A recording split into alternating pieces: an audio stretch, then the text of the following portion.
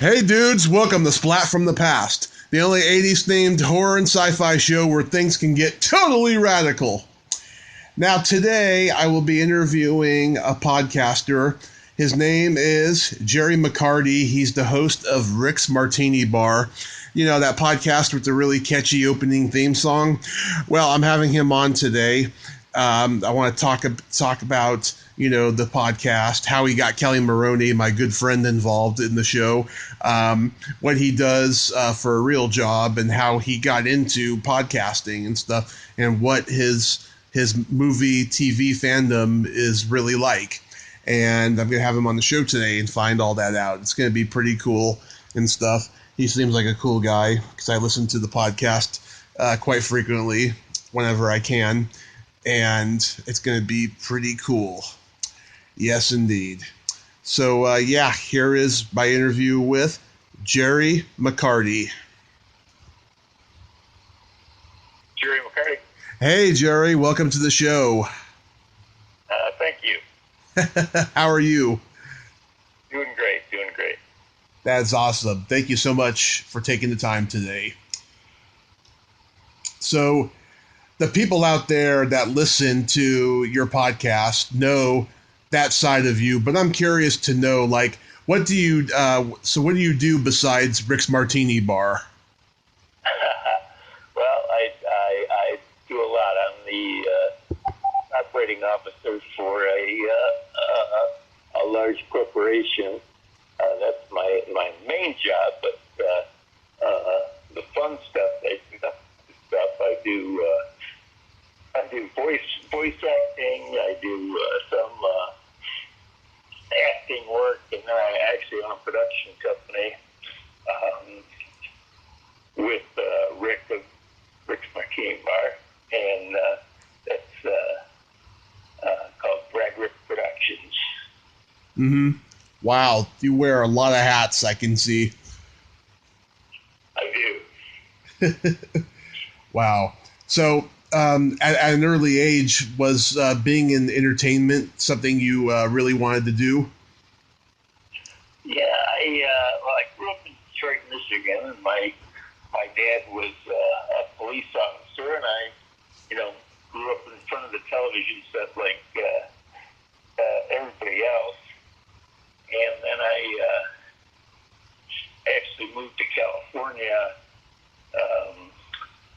for business in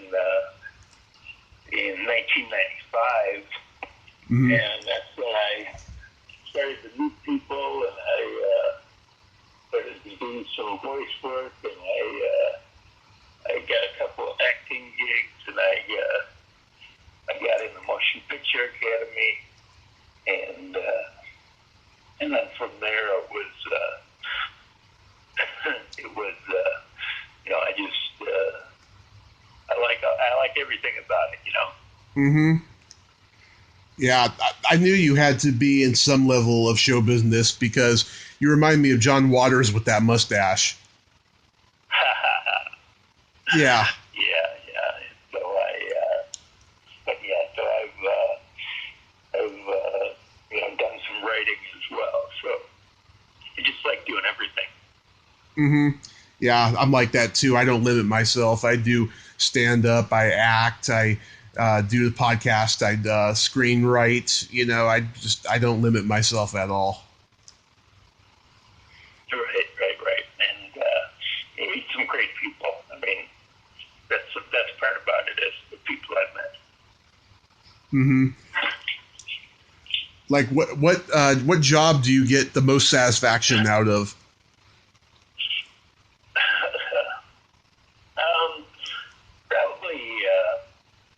Probably screenwriting. I mean, I like writing most of all. Mm-hmm. Yeah. So I love the screenwriting process too. I get kind of bored when I come up with an idea and then I can't expand on it, but I do love screenwriting. Yeah, there's just so many great ideas, and watch an idea, grow, and that's kind of how the Martini Bar started. Was me and my friend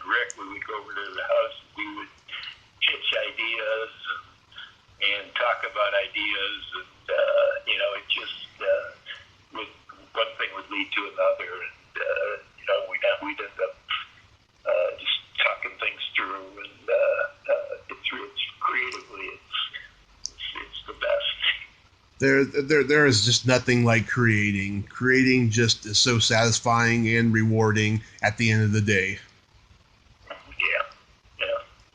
So growing up, were you a lover of movies and TV? Yeah.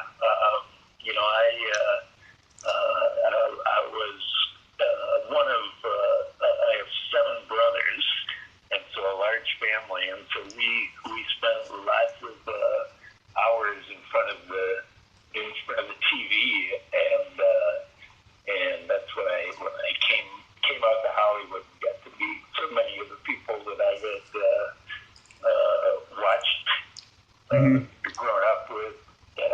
It was amazing, and then film was just film was great. And then when I think when I came out here, the first I was invited on the set of the filming of the first Tobey Maguire Spider-Man film. Mm-hmm. And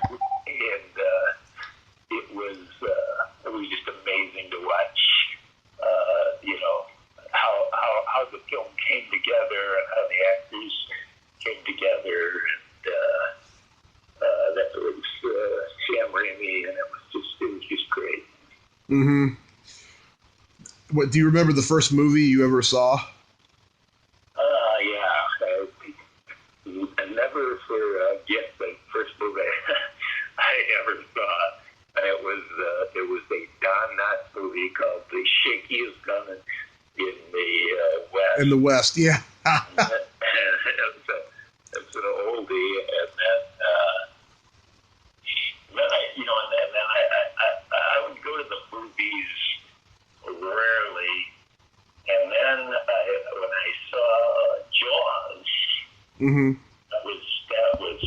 that just awakened me to the movies, and then I was hooked. I would go to the theater. I mean, I would see. I once counted. I saw 100 movies in 1 year. Wow. And that was just it was pretty amazing. Yeah, that is pretty amazing. Those Don Knotts movies, they are just classics. The Incredible Mr. Limpet, the Ghost and Mr. Chicken, and what's the one where he's in space with Leslie Nielsen? Oh, yeah. Gosh, I can't remember the name of it now, but yeah, that's a great one. That's a great one too. Yeah, God, he did some great ones. What's your favorite movie of all time? Favorite movie of all time is The Godfather. That's my number one movie. I just think that is so well put together. And again, I've had the pleasure of meeting Robert Evans, who produced it, and Francis Ford Coppola, who directed it. And it's hearing how it came together is just amazing. I mean, it's a great story. The wedding scene at the start of their Francis Ford Coppola. So they shot that, and then he said, "This is an Italian wedding. We need kids." And so he had everybody bring their kids to the set, and he said that's the way an Italian wedding is. The kids just run around, and when you watch the movie, they're under the tables and peeking out. And it's made it so realistic. Yeah, my favorite movie of all time is Back to the Future. That movie has just had a profound impact on my life since I was 3. To me, it's got everything in it that a movie lover could want. It's just a great thought-out script. I mean, nothing is thrown away. Everything is there for a purpose, and there's just great performances. I love that movie. Oh yeah, that's a great movie. And, when you learn about how that movie got made, it's amazing it got made. I mean, for what it was, but it was just a flux capacitor and all that stuff. It's just it's genius. 88 miles per hour. Yeah, it's great. First convention I ever went to was 2.5 years ago. In the Bay Area where I'm from, we had the first ever Silicon Valley Comic Con, and the cast was there. I only got to meet Leah Thompson because she was the cheapest one there, and I have a photo op with her, which I keep by my bed, which I cherish. I just adored her. She is an absolute sweetheart. And Michael J. Fox, he was charging $270 for an autograph because it was going towards his stem cell research, you know? Oh, no. But that was just, oh my God, ridiculous, though. I wish I could donate that much to him, but I'm not rich. Yeah. Did you ever hear the story of Michael J. Fox and Sean Penn? What was the movie they did? The war movie was Casualties of War. Yeah, Casualties of War. Did you ever hear the story about that movie? No, what happened? So Sean Penn has always been very method. When he did Spicoli and that time at Richmond High, he was Spicoli. And I guess when they did Casualties of War, the first day of filming, Michael J. Fox went up to Sean Penn and said, I think you're great. I'm a big fan. And Sean Penn says, listen, I didn't want you for this part. You're a TV actor. Yeah. And I want, I didn't want you here. I don't want you here. And we're not going to hang out. Oh. Just keep your distance. And so Michael J. Fox, he said he told his closest friends, he was like, man, this Sean Penn's a jerk. And then he said after the filming was over, Sean Penn came to him and said, hey, no hard feelings, but I just thought it would keep us in character if I intimidated you, so I decided to do that. Yeah. And I think it gave me a better performance, and it gave you a better performance.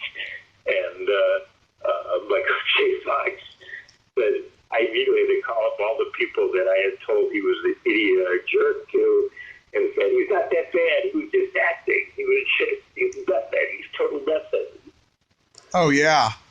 Sean Penn is a method actor. He was a Spicoli the entire filming of Fast Times at Ridgemont High. Right. Yeah, my co-host Kelly Maroney. Kelly Maroney at that time, she said that he was a pot smoking guy. He was Spicoli the whole time there. Yeah. So how did Kelly get involved with the podcast? Well, she was a guest on the show, and I got some feedback to have her back for another one. And we had a good time. We were doing the podcast then at the I think we're doing it at the Beverly Hills Hotel down here, the Polo Lounge. Mm-hmm. And so anyway, when she came down for the second show, she did the second episode. She liked it, and then I think I was, we kind of developed a relationship with talking. Mm-hmm. And I told her, I said, want to co-host one? And we had one we had the guy that played the moan on in Fast Times at Ridgemont High. So Robert Romanus. He was on the show, and so anyway, she did that, and she liked it, and so then ever since then, she's whenever she's available and I'm available, we do the podcast together. Yeah, she's my favorite actress of all time, and she was my first celebrity friend. I made when I came to LA 2 years ago. And yeah, I went to go see her at a convention. Her and Catherine Mary Stewart were signing autographs, and I hit it off with both of them. And Kelly had a play that week, and I told her I was going to come see it, and she didn't expect me to show up because she thought I was just another fan, saying I was going to show up and then probably wouldn't. But then I did, and she was so touched by it, though. We became fast friends. I woke up the next day at my hotel in Burbank and got a friend request from her on Facebook, and I accepted it, and then I leaned back and cried, I'll tell you. Yeah. Yeah, no, she's great. It's nice to be able to have somebody that's, that you can work with that's nice and funny, and, and she's, over the time we've done the podcast, she's gotten really good at it. So, yes, I agree. It's great. I agree. So the show basically came about through conversations with Rick, and so how did you come up with the name, though, Rick's Martini Bar? Well, so my friend Rick, who's the guy that he's Rick Farmelo. He's an animator. If you IMDb him, he's a Disney animator, and he's worked on everything that you Little Mermaid, Aladdin. He actually lived across the street from me, and so we were just friends, and we were in the neighborhood, and so I would go to his house, and we would, like I say, we would just talk about, guy stuff, like, who's what's the best movie ever made in a bar. And we would talk about it, and we would drink martinis. And the more martinis we drink, the better we would get. And so we so that's how it started. So the Martini Bar was at his house, and so we started to go to this Rick's Martini Bar because he would make me a martini. I could come over to his house, and he would have a nice shaken martini sitting there waiting for me, and we'd start talking, and then we said, hey, we should record this. So we started recording it, and that was 9 years ago. So I've been doing this for 9 years, believe it or not. Wow, that's crazy.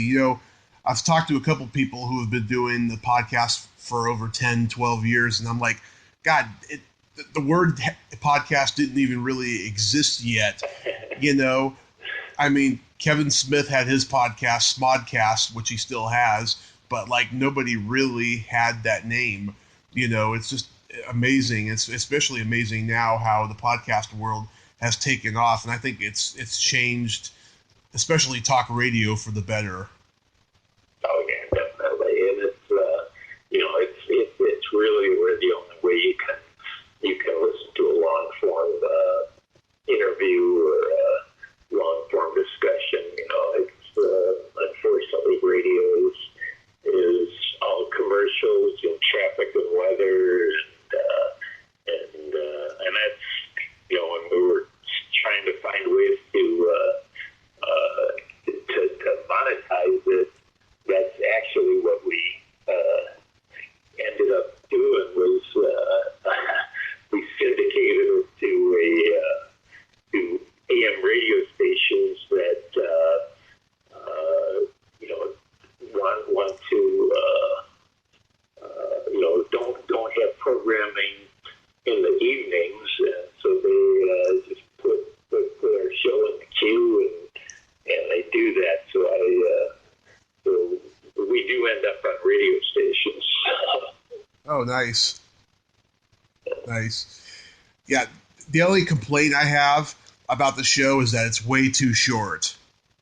Yeah, that's kind of the way that we had to set it up when we got our deal with our syndicator. He was, for these TV shows, they need 5 minutes a commercial, 7 minutes a commercial, and then 7 more minutes, and then that's it. And that's the way the easiest way for them to fit it into their programming. And so we let them win that one. So it's sometimes it's true, especially when we get a guest on, and I would like to talk longer to them, but unfortunately, that's who we work for. Yeah. That's why I use the business model for the stand-up comedians who have their podcasts, because they do it completely independently. They don't answer to anybody, and they upload it to YouTube. Guys like Theo Vaughn and Joe Rogan and Bert Kreischer and Mark Maron and all these guys, they don't answer to anybody, and they put it up on YouTube, and they got a huge following, and they can do it for however long they want to. Yep. Yeah, that's much better that way. Because sometimes you just we used to say that 30 minutes is right, or an hour is right for some. You get a really good guest, an hour and a half is pushing it. I mean, you could talk to some people for 2 hours, Yeah. And that's typically what we do when we have a guest. Is we will go to lunch at the lounge or whatever, and then we'll talk, and we talk, and then we do the podcast, and then then we go back to the bar and we talk again sometimes. And it was, and sometimes I wish those off air things we could air, because you get some great stories. Yeah. Who are some of your favorite guests you've had so far? We just let's see. I had Jay Leno. He's great. I haven't heard that one. Yeah, he was good. That was one of our first guests that we had. Ken Howard, who passed away. Yeah. The White Shadow. Yeah. He was great, and one of my favorite interview was Gary Marshall. Oh. He's Laverne and Shirley. He passed away, but I did that interview in his office, and just to see all of his, he's kind of got, he's kind of a pack rat, but just to see his, all of just pictures from Happy Days, photographs from, the set of Happy Days and Laverne and Shirley and The Odd Couple, and he worked for I Love Lucy, and just an amazing career, and and then all the Pretty Women and pictures of him with Richard Gere and Julia Roberts. And, it was just I could have sat in his office and just looked around forever. Yeah. It was great. I interviewed Gary Marshall's niece, Tracy Reiner, a year ago, and I'm a little embarrassed by how the interview turned out, because I was just starting this podcast and I was just learning about sound and everything, and it turned out really bad. And I don't think she wants to do the show again because of how bad the sound turned out, unfortunately. But I enjoyed talking to her. She's really funny, like her mother, Penny Marshall. She's really funny, and she's like one of the guys, just a lot of fun. Yeah. He was a real talent. I mean, it's amazing what and I like the story too about how he was, he came out of he came out of the service like a lot of those guys back then, and he, when he got in the Army, they asked somebody what he could do, and he said, be a cameraman, and that was what he did. And he had no training, no nothing, and he just that's how he got into it. Was through the Army, and he turned it into a career that's super memorable. Yes, indeed. Yeah, I was talking to this one actress who worked with him and was good friends with him, and she told me, oh my God, he just the reason why he was so successful was because he understood humanity, and it came out in his TV shows and his movies. Yeah. You know, he did. He just, and I think that family too. You know, having his sister Penny Marshall and his he put his mom and dad in shows, and he kind of just kept it all in the family.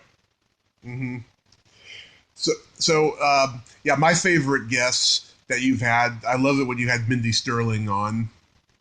Oh yeah, she was great. She was great. She's funny lady. I mean, she's done in the groundlings and everything down here in Southern California, and she's just great at improv.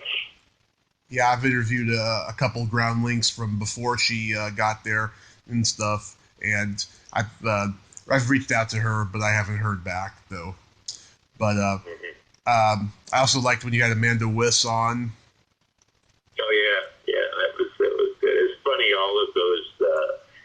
Kelly has a relationship with all of those horror movie people because there's me too. So many of these horror conventions and things nowadays that she's a big.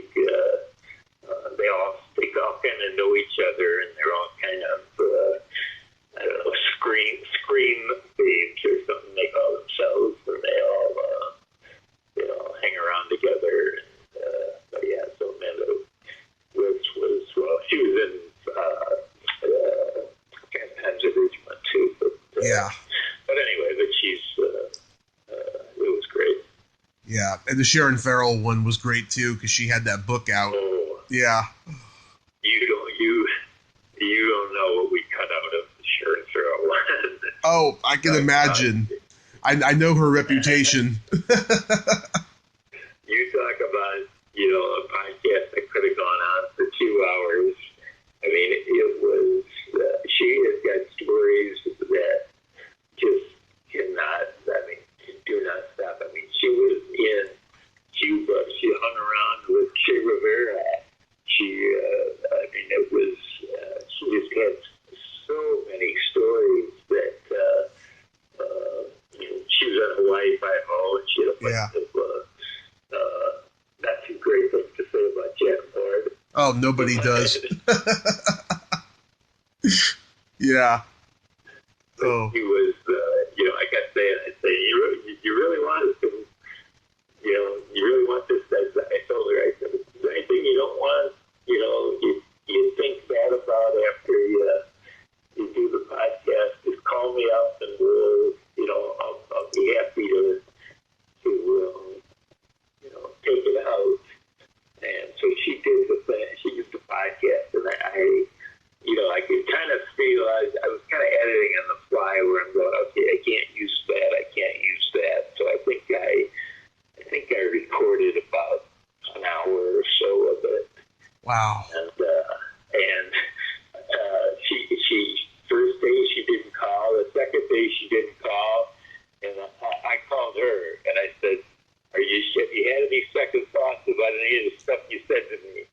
And she said, nope, it's all good. You can put it all in. And I was like, I'm not gonna do that.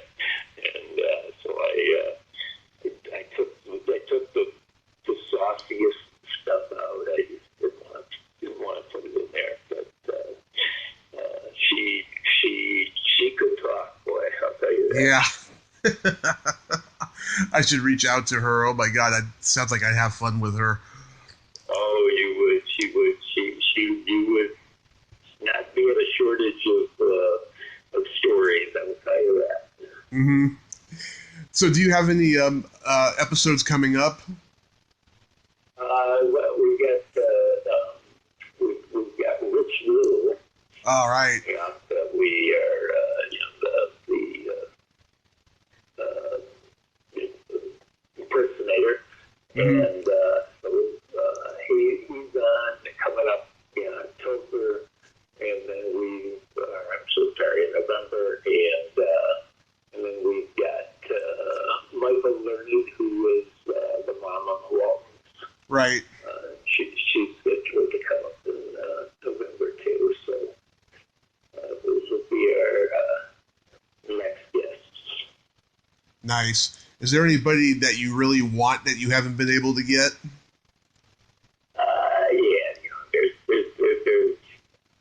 There's always people that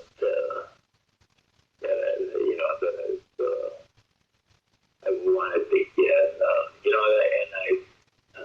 when I go to the Academy Awards, I meet people, and I've always wanted Francis Ford Coppola is one of them, and I've had a conversation with him before, and I told him I love The Godfather, and we had a great talk, and we couldn't get him for the podcast, but just talking to him and hearing about all the things he's been through is pretty amazing, and his take on the way Hollywood is now is